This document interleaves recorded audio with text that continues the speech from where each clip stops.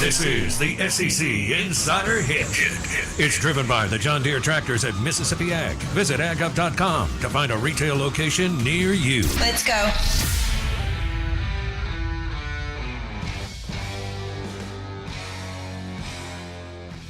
Retail location, Gluckstadt, Madison County, off Industrial Drive. Also a location in downtown Jackson, Tupelo, and Atlanta, Ace Bolt and Screw, powered by DeWalt Tools. This is 105.9 The Zone, WRKS, ESPN, the Out of Bounds Show. Our guests join us on the Parish Brewing guest line. And we welcome in our friend Mike Detillier, NFL insider, Saints LSU insider, WWL Radio TV, New Orleans. Mike, tough night. Your thoughts on Drew Brees' play last night? He looked his age. His second straight game, Drew did not play well. And I think that's been the biggest observation for me, that this team has not clicked in the pitch and catch part of the game, where they have seemingly always hit that stride pretty quickly. And so, I didn't think Drew played good. It was back-to-back games he hasn't. And, he's starting to show his age. Listen, no matter what, you see it. And all this foolishness that I hear locally and nationally about next man up, man, listen, there ain't nobody on this football team as good as Michael Thomas. That's all great and fine for rah-rah, tis, boom, bah. But we live in a society today where I think some people cannot say that one person is that much better than another guy. And last night was obvious without Thomas. Now, Michael Thomas played last night, but he was on the other side of the field. He was a tight end for the Raiders. Just with a great performance by I think the Raiders squeezing every bit of orange juice they could out of it. I mean, the vitamin C, he doesn't have a lot in there with Gruden, and he was able to get it when he needed it. And I thought John outcoached Sean Payton last night, no question about it. Okay. Where do they go from here? Well, I've seen this script before, where this team has gotten off to a sluggish start. A couple years ago, they were 0-2. They ended up winning 12 games.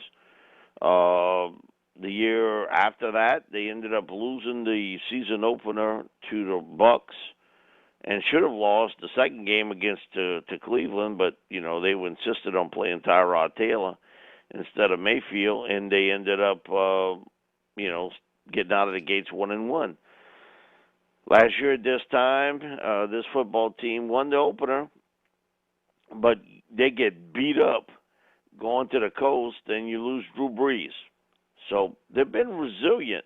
Yes. But, Bo, I can't tell you why, for winning 13 games, this team has not started off 2-0 since 2013. Interesting. And that is a trait or kind of a part of the setup of this football team that stays the same, that they sort of stumble out of the blocks. Now, you hear people say, well, no preseason. Well, the Raiders didn't play preseason games either. Right. They 2-0. So, man, don't give me that. But I think you obviously now are seeing, kind of the end of the trail, what we've talked about now for the last couple of years with Drew Brees. And Peyton Manning wasn't Peyton Manning when they won it all. He wasn't the Peyton Manning of young or middle-aged or even older. That defense was great that year. They won it with Denver. So can they bounce back from this? Sure. But, again, I think you starting to see the signs with Drew. But what if that is – look, this is always a delicate deal, okay? The guy's incredible. One of the greatest players to ever play. Yep. What he's meant to the franchise and the city and Who Dat Nation, we could go on and on. But the bottom line is, if he's a shot fighter, Mike, this could be the next 4 months could be really a roller coaster and interesting as he's, because it may not, it usually doesn't. You just referenced Peyton Manning, usually don't go out like that. It usually doesn't end well. Probably won't for Brady either. What if this is it? What if he continues to regress because of age over the next 4 months, Mike? I'll never forget the late Jimmy Taylor told me this. Jimmy's passed away now a couple of years, but because I asked him, he called me one time about this Adrian Peterson stuff. He said, man, if I wouldn't know any better, it's like, did Adrian Peterson, when the Saints picked him up, did he go to Lourdes and did he get special dispensation or whatever that, at that age he could still be the same guy? And, I told Jimmy, the way the Saints use their backs, I didn't expect that, you'd see that. But the Saints knew what they had with Kamara, so, they had to deal off Peterson. And I asked him about when he started to know, and he says, you know what, I could still play pretty good at times, but I couldn't do it week to week. And he said that was the difference. He said, when I got older with the Packers, he said, there were times that I still could really play well, but I couldn't do it week to week. And I think, you look at Drew, you look at Peyton, Brett Favre, they could do it, pretty well, but it just was, the consistency wasn't there. And I think Jimmy was right, that's the first signs of it, that, it's not that you can't play, it's that you don't play at that level that you once did week in, week out, which you almost taken for granted, as a Saints fan or covering this team. You almost take it for granted that that's going to continue. And you forget, we all get up in age, and we all can't do the same thing as well as we did at one time. All right, let's segue here. Mike Detillier, WWL Radio, on the Out of Bounds Show, 105.9 The Zone, ESPN. I love throwing this out, Mike. It's kind of just having fun with it. I guess you never know, but I'd love to see Dak Prescott play for Sean Payton at some point. But what did you make of Dak Prescott's performance, especially in the second half? I know the Falcons aren't good, but just about anybody in this league can beat anybody on a Sunday, and all of them have players. What did you make of Prescott's performance in the second half, Mike? He showed a lot of guttiness, man. Listen, he showed some toughness because Atlanta beat them every which way but loose and just could not put them away. And, for the Falcons, it's all self-inflicted wounds. I thought what the Cowboys did with a lot of injuries, was impressive. They ended up winning the game, and when you start the game, isn't that what you want? It doesn't matter how you get there, you end up winning it, And so, again, with Dak, he's a gamer. It's a guy that, no matter what, he's going to keep fighting and keep fighting and keep fighting through it. What you bring up is an interesting point. Think about next year.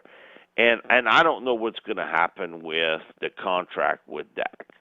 And a lot of it's going to be on the record of the Cowboys. But think about after this season's over with, what are the Packers going to do with Aaron Rodgers?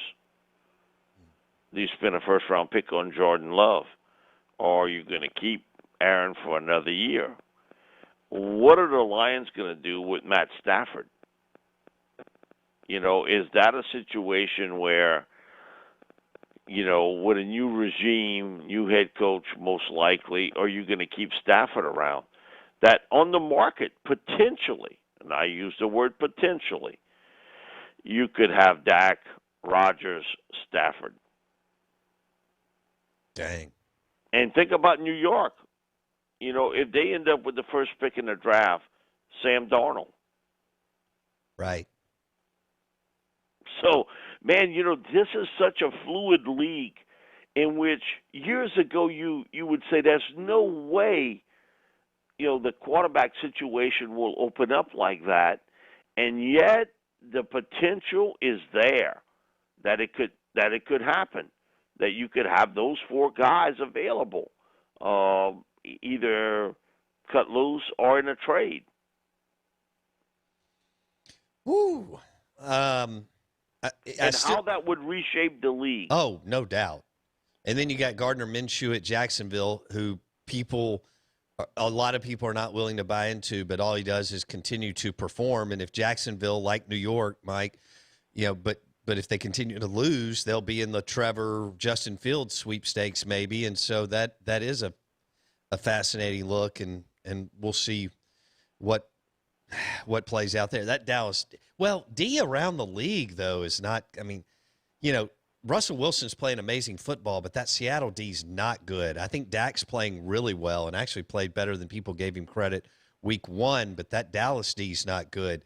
The NFC is really, I know it's early, but it's interesting to me, Mike, as far as what we're seeing unfold with, Seahawks and Packers right now, but some other teams too. With the Packers, again, it's almost like, okay, show me it's for real again. Okay, last year was 13-3. They got just beat up against the 49ers twice, once in the regular season and certainly in the playoff. But, look at what they've done to try to solidify defensively. And they've spent a lot of money in free agency 2 years ago. They spent most of their first-round, second-round picks the last couple years, other than this year, on defense. And they got a running game. Their running game's impressive. And I think about, how their head coach, he was there kind of the giddy-up year for Derrick Henry with the Titans when he exploded onto the scene. Sort of late in 2018. So, there's a lot of variables here has Minnesota been overrated in so many areas? Look what's happened to them. So I think we all sort of knew that with an unprecedented offseason, that there would be some slip-ups out of the start. But I don't remember this many question marks to start a season. Mm-hmm. And now I think it's obvious. You see it across the board. Mike Detillier on the Out of Bounds Show, ESPN 105.9 The Zone. It doesn't get any easier this weekend, Mike. Saints and Green, because Aaron's playing, just off the charts. I know we've seen this over the last decade plus, but there was, as you mentioned, there were some question marks in Green Bay in the offseason as far as Jordan Love and what they were going to do. And Aaron comes out, other than Russell Wilson, Aaron comes out with 2 incredible performances. How do you see this weekend, Saints Green Bay? Yeah, because this is a football team. For whatever reason, like with the Saints, they need almost a wake-up call to snap themselves back in. And defensively last night, they had no answer, none, to Darren Waller, none. No matter what they did, and no matter who they put on him, he got open. And I thought when the Raiders needed something, they could get it in a running game. Because if you look at the stats, you said, they did rush for over 100 yards total, but none of that was but all I know is when they needed that 2 or 3 yards, they got it. And Josh came through for them. Guess what? Green Bay sees that film too. They watched that film also. This is a Green Bay team that is a better defensive team than we've seen in years past with them. But again, they've put a lot of capital on that defense. I think the big question mark is, can the Saints slow down Devontae? Because I think when you look at Rodgers, he looks at him in certain down and distance situations the same way Derek Carr looks at Waller. the same way. And so you got to be able to disconnect that hookup for them. And for the Saints, their passing game has to connect. It has to be able to click because without it, you see the struggles that they've had offensively. And even in game one, when you had Michael Thomas, nobody seemed to be on the same page here. Again, it's a trait of these Sean Payton teams of sort of, I don't want to say fall out of the blocks, but stumble out of them a little bit. Do the Saints catch fire with it finally in week 3? Yikes. With Aaron coming. Yeah, okay. With Aaron coming to town. And believe me, if you don't have better pressure on Aaron Rodgers than you got on Derek Carr last night, you got issues. Yeah. They got after Derek in the first quarter, and then Dennis Allen, for whatever reason, man, he can take that game plan and throw it in the garbage. That was horrible. You didn't get any pressure on Carr after the first quarter at all, none. And it showed that he could pick you apart if you're not in his face. Because his MO has always been he can make all the throws. But if you rattle him early, it stays with him. Well, you didn't stay with the rattle. You sort of let him be. And a lot of that having to do with the fact I think they were scared a little bit of the matchup with Waller. And Ruggs' presence showed up last night. So, again, I go right back to it. You got to be able to do something with Devontae Adams because if not, I think they're going to pick on that secondary the same way. All right, here we go. Saints and Packers this weekend. Mike Detillier on the Out of Bounds Show, ESPN 105.9 The Zone. Mike, I've got about a minute or so here. LSU, 17-point favorite. They cover or it's closer? I think they cover, but I think State stays in this game. I think LSU sort of pulls away, late in the game. But, man, who knows? Because LSU's a talented team, Bo. But they're so young, and they don't have a lot of experience. And do we really know a lot about this Mississippi State team, with Leach? No. I mean, so, boy, there's a lot of variables here across the board on this game. I think LSU wins, and I think it's going to be close with that line.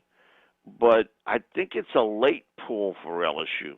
Okay. And it's just one of the intriguing games to start out the SEC with LSU's team, most of it either headed to the NFL or eventually going to be in the NFL, and all this young talent. And, it's the puppy mentality. How quickly does the little puppy grow up into be a big dog? And I've always felt if you're going to catch LSU this year, you better catch them early. Because once they get some experience, they're going to be a different team in November than they are now. Yeah. I agree with that. Mike Detillier. Mike, are you going to I know you'll go to the Saints game. Are you going to the Mississippi State LSU game on Saturday? Sure will. I love it. All right. Well, it's going to be fun. SEC football back and then more NFL on the table this weekend. Mike, have a super week. Thank you, buddy. Thank you, partner.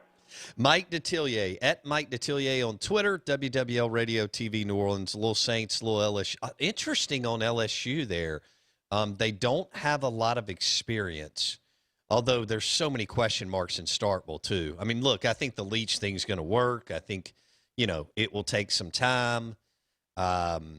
This isn't ideal. You would rather be playing New Mexico, obviously, or even Vanderbilt. A&M pulls Vandy to open up the season. Man, or Arkansas or Missouri. Yeah, if you could have pulled Vandy, Arkansas, or Missouri to sling it around, Ole Miss too, but to just work through the kinks of the offense, our guys know what they're doing in the state. They know what they want to do. It's more exciting times are on the way. I can't tell you when, but when you pull two top 10 teams, it's just brutal. I mean, pulling Florida and LSU to get it kicked off instead of Arkansas or Vandy or even Blake, so, Missouri for that. South Carolina, you would take any I don't know. of that. I do think South Carolina, because Muschamp's defense is one of those games that you maybe would be a tougher one at the beginning. Like I could see how you could lose that game, like a Kentucky, where if you're not ready, it'd be a surefire win. Yeah, I think Missouri, Miss or Arkansas, MSU, Vanderbilt are surefire wins. I think you're right. As close as it gets in the league. Like, I'm excited about Kendall Briles, but I just don't know if Arkansas has enough stuff in the cupboard for that offense to be any good. Right. Felipe Franks, man. Yeah. He's at Arkansas. There's a lot of names that we recognize this year, but not a lot of, like, power behind those names. Right. Like, everybody knows Kellen Mond. They know Franks. They know Kyle Trask. The name Bo Nix is now well known. Obviously, Costello is a transfer, so probably the average SEC fan doesn't know that name. But I mean, there's a lot of names that people know, but not any names like a Tua or even Burrow, who had started a season. I mean, he wasn't a high name, but like at least people knew a little bit more of him. It'll be interesting to see who can establish themselves as a household name. Yeah, the guy. Yeah. See, Costello's going to be here and gone so fast. It would be tough. Right. I mean, Minshew now, did if you it, gave but him 3 non-conference games in this offense, it'd be different. Yeah. I think he could really do something cool. Yeah. We'll be talking about Corral, Plumlee, and Will Rogers for a while. The problem for Costello is he could have a great statistical season and still go like 4-6. Right. Just because of the weirdness of the year. Yeah. I can't wait to see 60 passes Saturday. Yeah, I mean, Luganville basically said, you're going to – well, I mean, their offensive line coach, I mean, Mason Miller jumped on and just said, guys, we're going to throw the football. Yeah, period. give it to me. Give it to me. And it's on him. I mean, Leach puts an enormous amount of pressure on his offensive line coach because here's the deal. We're going to throw it. We've got to figure out a way to do it against LSU-type personnel. Well, I mean, that's who you play. That's right. I hate to say it, LSU's, I guess, the third best recruiter in the SEC right now? Georgia, Alabama, and yes. LSU? Yes. So, I mean, while they're up at the and top. That's splitting hairs between Georgia and LSU. You still have to face guys like A&M, who are ridiculously talented. Right. Auburn, ridiculously talented. Right. I mean, that doesn't count when you get a Florida pullover or even Miss, Tennessee, South Carolina. It's a bad draw for Ole Miss, Blake. That Florida D. Yeah. Well, they get Vandy every year, so I mean, it is what it is. You and I talked to Chris Doring for 30 minutes yesterday, and we started talking about this 3 years ago when Mullen went to Florida, that people miss, just like at Mississippi State. He builds the D first. And maybe to the detriment of the offense in Starkville sometimes. He put players on defense. But it worked out if you take the overall, absolutely. Yeah. I'm just telling you, dude, Florida on the edge. Talking about getting the ball out of your hand if you're Matt Corral. Live in the Bank Plus studio. The Out of Bounds Show is brought to you by Went McGee, the Mortgage Man. Visit mortgagemanms.com. Went McGee, your mortgage man.